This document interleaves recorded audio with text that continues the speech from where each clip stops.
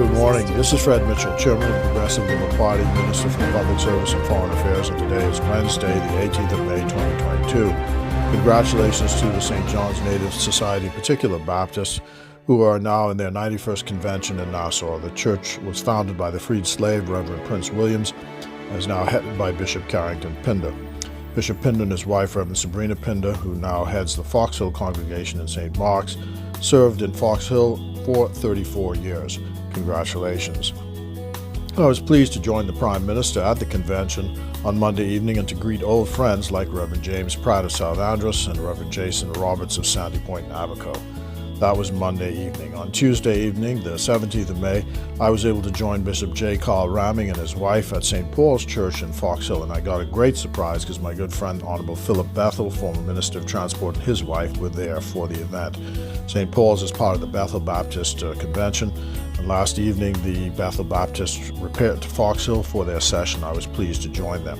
It was a special treat to receive the gift of the scarlet plums from Bishop Ramming's yard. It reminded me of the gift of scarlet plums from my fellow St. Agnes members, Mr. and Mrs. Jerry Sawyer, who save some from their yard every year. It has been raining here a lot in Nassau, of course, over the past week, so I guess the plums are really ripe.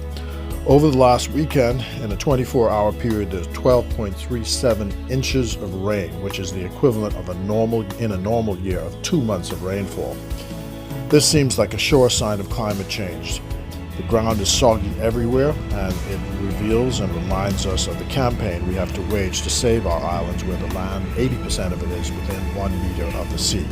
This is what we mean when we speak about mitigation and adaptation. Money has to be spent to shore up the housing and building stock against the floods, which will become more frequent. The fact is, our Prime Minister has pointed out that fully 50% of the nation's national debt, which we've incurred, is due to climate events. So it is no wonder that when the Housing Minister announced her latest Renaissance housing development at Carmichael, some 200 homes will be built on elevated platforms some 3 feet above the level of the sea. This will become increasingly necessary everywhere in our country. Okay, the House of Assembly meets today at 10 a.m.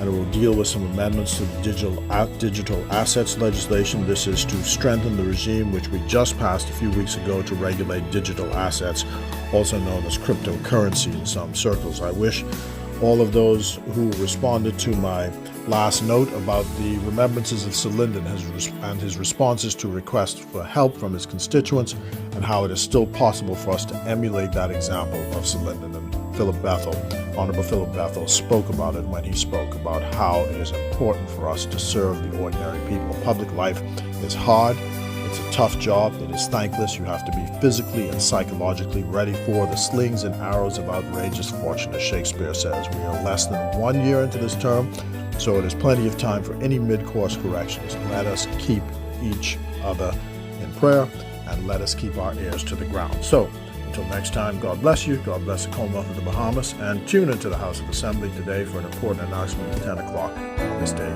PLP, all the way. Well, it's not barbaric, the east is not home. And if the wind is right, you can sail away.